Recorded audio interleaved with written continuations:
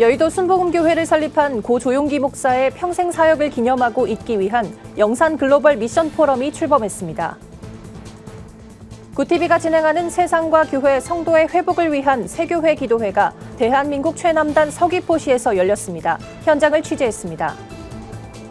기독교 대한감리회가 한국교회 최초 목사인 김창식, 김기범 목사를 비롯한 120인 목회자들의 일화를 엮어 책을 출판했습니다.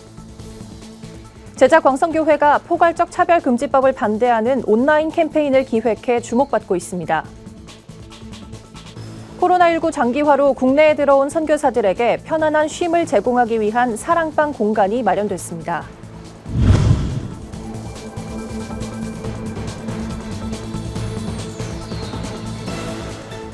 여러분 안녕하십니까? 구티비 뉴스입니다. 여의도 순복음교회를 설립하고 전 세계를 다니며 복음을 전파했던 고 조용기 원로 목사를 기념하는 법인이 출범했습니다.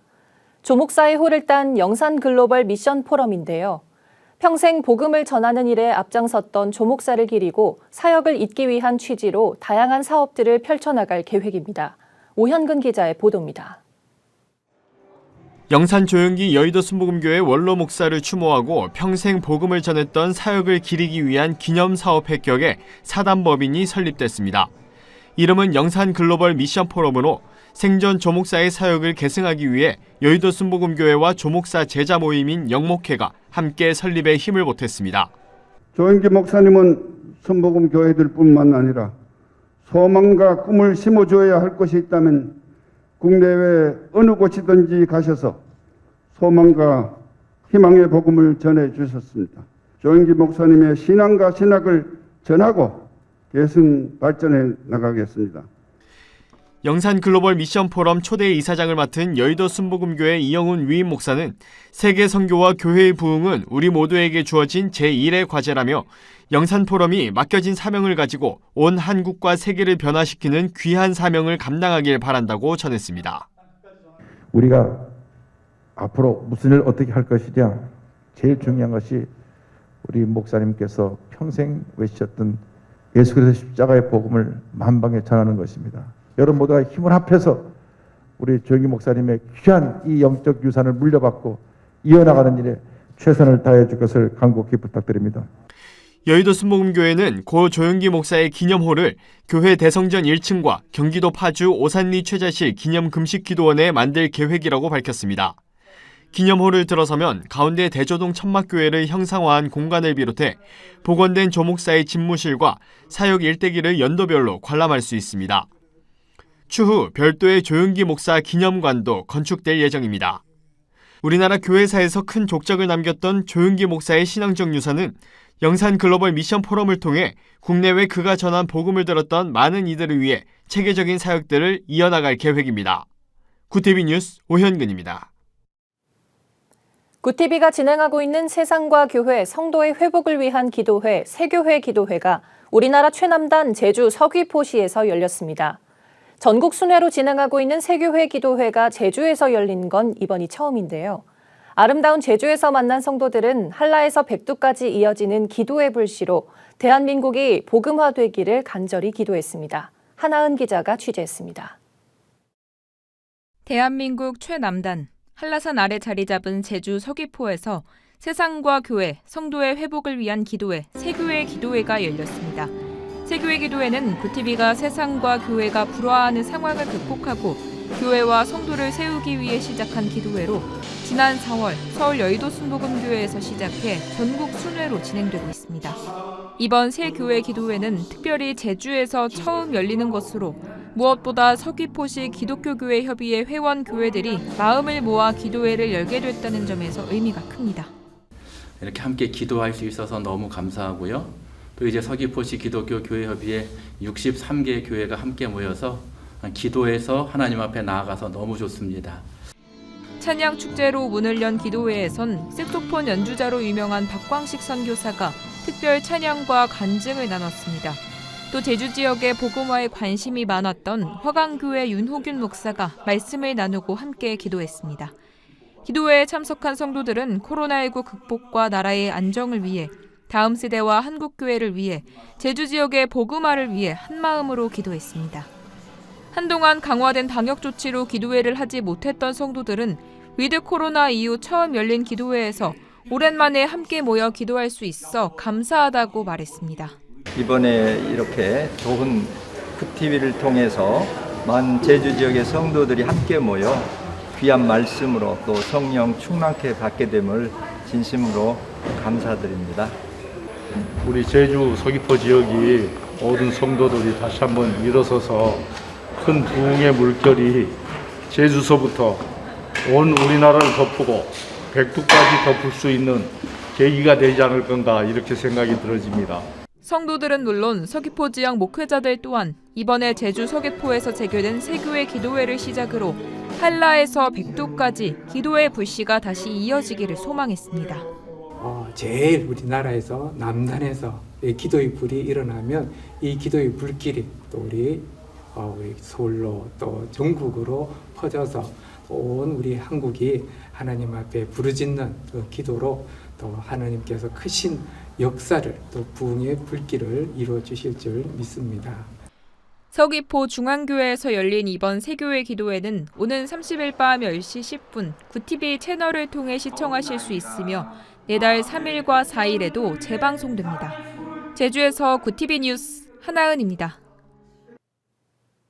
기독교 대한감리회가 한국개신교회 최초 목회자인 김창식 김기범 목사를 비롯해 한국 기독교 역사에서 사회에 기여한 목회자 120인의 일화를 엮어 책을 출판했습니다. 한국 최초 목사 안수 120주년을 기념하기 위해서인데요. 감리회는 출판 기념회를 열고 한국교회가 본받아야 할 목회자의 모습과 나아가야 할 방향성을 되짚었습니다. 조유현 기자입니다. 1901년 5월 14일 서울 상동교회에서 한국개신교회 최초로 목사 안수식이 시행됐습니다. 미국 감리회가 배출한 첫 번째 한국인 목사인 김창식 김규범 목사가 그 대상입니다. 올해가 그로부터 120주년이 되는 해입니다. 기독교 대한감리회는 이를 기념하기 위해 이 두 목사뿐만 아니라 민족과 사회에 기여한 목사 120인의 일화를 담은 책 한국교회 큰 머슴들을 출판했습니다. 감리교 신학대학교 이덕주 은퇴 교수와 한국교회 총연합 문화사업 책임연구원인 홍민기 박사 등이 집회에 참여했습니다. 홍 박사는 출판기념회에서 김창식 목사는 박해와 고난 속에서도 모든 것을 참고 사랑의 마음으로 사역하다 별세한 조선의 바울이라고 평가했습니다. 관리들로부터 박해를 받았고요. 또 여러 가지 어려움에 봉착하고 죽을 위험까지도 갔던 분이셨습니다. 낮은 자리에서, 천한 자리에서 늘 섬기고 봉사하고 선교사들을 돕고 하자 하는, 교인들을 높이고자 하는 그런 모습을 보여주셨다고 합니다. 사랑의 마음이 있었기 때문에 가능했던 겁니다. 책은 총 818페이지로 김창식 목사와 김기범 목사의 출생부터 별세까지의 일대기를 상세하게 기록했으며 다른 120인의 삶과 신앙도 다뤘습니다. 이철 감독회장은 목사는 하나님의 머슴이라며 책을 통해 이 시대의 목회자와 교회에 새로운 가르침을 주기를 기대한다고 전했습니다. 최초의 목사님들이 정말 섬기는 최초의 리더십을 가지고 하셨다는 것을 이렇게 책 제목에서부터 나오게 돼서 이 시대의 교회와 목회자들에게 주는 새로운 제시라고 보고, 한편 이날 행사에는 문화체육관광부 100주년 종무관과 대한예수교장로회 합동 백왕식 총회장 등도 참석해 출판을 축하했습니다. 책에 담긴 초기 목회자들의 사상과 사역을 통해 한국교회가 초대교회의 모습을 닮아 회복되기를 기대합니다. 굿TV 뉴스 조유현입니다. 포괄적 차별금지법, 어떤 법인지 잘 알고 계신가요? 교계를 중심으로 포괄적 차별금지법을 반대하는 목소리가 커지고 있지만 해당 법에 관심이 없거나 모르는 분들도 있을 텐데요. 이에 한 교회가 포괄적 차별금지법 반대 운동을 확산하기 위한 온라인 챌린지를 기획했습니다. 한혜인 기자의 보도입니다. 제자광성교회가 제작한 포괄적 차별금지법 반대 챌린지 포스터입니다. 해시태그를 연상시키는 샵 모양의 십자가의 모습도 함께 보입니다. 제자광성교회는 포괄적 차별금지법에 반대한다는 의미의 나는 그리스도인입니다 온라인 챌린지를 기획했습니다. 포괄적 차별금지법은 대단히 해악한 법입니다. 그럼에도 불구하고 대다수 국민이 관심이 없고 더군다나 그리스도인들조차도 이 해악법에 대해서 별 관심들이 없습니다. 아마 그것은 관심이 없다기보다는 몰라서 그럴 거예요. 그래서 이걸 좀 알리자 하는 마음에서 시작된 운동입니다. 나는 그리스도인입니다 챌린지 팀은 제자 광성교회 박한수 목사를 필두로 광고 기획자, 영상 전문가 등 각 분야에 재능 있는 성도들이 모여 꾸려졌습니다. 챌린지 팀은 우리나라에는 성별과 장애, 연령, 고용 형태 등 전 영역에서 이미 사회적 약자를 보호하고 평등을 실현하기 위한 차별금지법이 있다고 설명했습니다. 그러면서 포괄적 차별금지법이 제정되면 동성애 동성혼이 합법화될 초석이 마련될 수 있고 종교적 자유까지 무너질 수 있다며 법이 제정되기 전에 한국교회가 힘을 모아야 한다고 강조했습니다.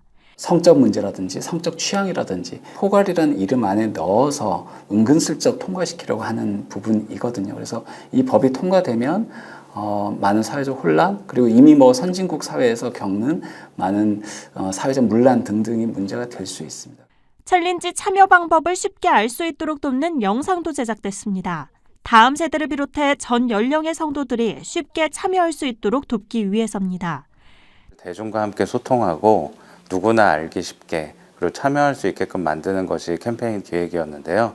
이것을 이제 크리스찬부터 함께 앞서 나가자라는 뜻에서 누구나 쉽게 이해하고 함께 동참할 수 있도록 소셜에서 혹은 개인의 프로필에서 함께 할 수 있는 방식을 영상으로 자세하게 설명해 봤습니다. 챌린지 참여자들은 아이들이 살아갈 세상을 위해서라도 더 많은 사람들이 포괄적 차별금지법 반대 운동에 동참해 주길 바란다고 말했습니다. 소수자의 인권이 우리 아이들의 미래보다 중요하다고 생각하지 않기 때문에 저희가 저를 비롯한 성도나 아니면 학부모님들이 이 사실들을 알고 많이 더 알려서 함께 같은 반대의 목소리를 내야 된다고 생각합니다. 나는 그리스도인입니다 챌린지는 전국교회 성도라면 누구나 SNS를 통해 참여할 수 있습니다. 제자 광성교회 챌린지 팀은 포괄적 차별금지법 제정을 막는 날까지 반대하는 문화와 여론을 확산하기 위한 노력을 계속할 계획이라고 밝혔습니다. 구티비 뉴스 한혜인입니다. 한인 세계선교사 지원재단이 선교사들을 위한 사랑방 위드엠을 열었습니다. 위드엠은 코로나19 장기화로 인해 국내로 들어온 선교사들에게 편안한 쉼을 제공하기 위해 마련됐습니다. 위드엠에선 15명 이내의 소규모 모임이 가능하며 모든 선교사들에게 무료 음료와 다과가 제공됩니다. 또 의료와 복지 지원 등 선교사들을 위한 정기 상담 프로그램도 운영될 계획입니다. 재단 관계자는 이곳이 많은 선교사들에게 언제든지 자유롭게 모일 수 있는 장소로 사용되길 바란다고 전했습니다. 종교개혁 500주년을 기념하며 동성애, 안락사, 병역 거부 등을 성경적 관점으로 해석한 책이 출판됐습니다. 책 기독교 윤리학 사전은 지난 2015년부터 감리교 신학대학교 박삼경 교수와 서울신학대학교 오성현 교수, 연세대학교 김동환 교수 등 한국개신교 기독교 윤리학자 9명이 집필해 출판했습니다. 출판 기념회에서 책임 편집자인 감리교 신학대학교 유경동 교수는 책이 기독교와 세상을 잇는 다리 역할을 할 수 있길 바란다고 말했습니다. 오늘의 이슈 포커스입니다. 코로나19 여파로 0%대까지 떨어진 기준금리가 20개월 만에 다시 1%대가 됐습니다. 한국은행 금융통화위원회는 25일 통화방향정책회의에서 현재 0.75%인 기준금리를 1%로 0.25%포인트 인상했습니다. 작년 7월부터 9번의 동결을 거친 기준금리는 지난 8월과 이번에 각각 0.25%포인트 올랐습니다. 한은이 금리를 인상한 건 시중에 돈이 많이 풀린 부작용으로 물가 상승 우려가 커지는 데다 가계대출 증가, 자산가격 상승 등 금융 불균형 현상도 여전하기 때문입니다. 올해 7월에서 9월 출생아 수가 역대 최저를 기록했습니다. 통계청의 9월 인구 동향을 보면 올해 3분기 출생아 수는 66,563명으로 1년 전보다 2,337명 줄었습니다. 출산율 역시 최저로 떨어지면서 연간 합계 출산율은 4년 연속 1명을 밑돌 전망입니다. 가임 여성 1명이 평생 낳을 것으로 예상되는 자녀의 수인 합계 출산율은 3분기 0.82명으로 1년 전보다 0.02명 감소했습니다. 소상공인 사업체에서 근무하는 사람이 900만 명을 넘어섰습니다. 중소벤처기업부에 따르면 2019년 말 기준 소상공인 사업체 종사자는 전년보다 2.8% 증가한 921만 9천 명으로 집계됐습니다. 전체 기업 종사자의 43.7%에 해당하는 수준입니다. 한 개 업체당 종사자 수는 평균 1.431명이었는데 이 수치는 2016년 이후 계속 줄고 있습니다. 노민선 중소벤처기업연구원 미래전략연구단장은 무점포 소매업이 늘어나기도 했지만 소상공인 사업체가 더 영세해지고 있다고 말했습니다. 도로교통공단이 영문 운전 면허증을 사용할 수 있는 국가가 기존 37개국에서 54개국으로 확대됐다고 25일 밝혔습니다. 다만 이전과 달리 올해부터 면허증 사용이 인정되지 않는 국가도 있기 때문에 출국 전 반드시 최근 기준을 확인해야 한다고 설명했습니다. 영문 운전면허증은 뒷면에 운전면허 정보를 영문으로 표기한 겁니다. 이를 소지한 사람은 해외에서도 운전을 할 수 있다는 편리함 때문에 처음 발급한 2019년 9월부터 지난달까지 228만 건 이상 누적 발급됐습니다. 이슈포커스였습니다.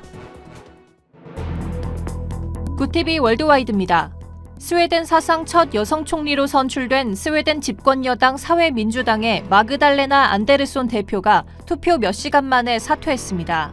의회의 승인으로 총리가 된 안데르손 대표는 현재 시간 24일 소수 연립정부의 파트너인 녹색당이 연정 탈퇴를 선언한 데 이어 의회에서 예산안까지 부결되자 끝내 사임했습니다. 로이터 통신은 안데르손 총리가 의회 측에 사회민주당 단일 정당 정부의 수장으로서 총리에 지명되길 원한다고 밝혔다고 전했습니다. 중국의 엄격한 산하 제한 정책 때문에 출생 신고를 회피한 사례가 발견됐다고 블룸버그 통신이 전했습니다. 중국 국가통계국의 최근 통계 연보에 따르면 2000년에서 2010년에 태어난 사람은 1억 7,250만 명입니다. 그러나 2010년 11월에 실시된 제6차 인구조사 결과에선 같은 기간 신생아 수가 1억 6,090만 명으로 최근 조사 결과보다 약 1,160만 명 적었습니다. 중국 인구학자 허야푸 박사는 한 자녀 정책을 어긴 경우 자녀가 학교에 가기 전까지 출생신고를 하지 않았다는 의미라고 설명했습니다. 이탈리아 문화부가 온라인으로 이탈리아의 문화를 즐길 수 있는 컬처 스트리밍 플랫폼 이츠아트를 최근 출시했습니다. 1,900만 유로, 약 253억 원이 투입된 이츠아트는 수요자가 원하는 영상을 마음대로 골라볼 수 있는 온디맨드 방식입니다. 밀라노 라스칼라의 오페라 공연을 온라인으로 감상하고 피렌체 우피치 미술관이 보관한 예술작품과 로마 폼페이 유적을 버추얼로 볼 수 있습니다. 최악의 경제난으로 몸살을 앓고 있는 레바논에서 끼니를 거르고 학교에 가지 못하는 아동이 늘고 있는 것으로 조사됐습니다. 유엔 아동기금 유니세프는 23일 보고서를 통해 지난 9월 결식아동이 1명 이상인 레바논 가구의 비중이 전체의 절반 이상이라고 밝혔습니다. 경제난으로 자녀의 학업을 중단한 가구의 비중도 지난 4월 26%에서 30% 이상으로 늘었습니다. 유니세프 레바논 사무소 관계자는 레바논의 거의 모든 아동이 결핍의 상황으로 내몰리는 아동 위기가 닥쳤다고 우려했습니다. 월드와이드였습니다.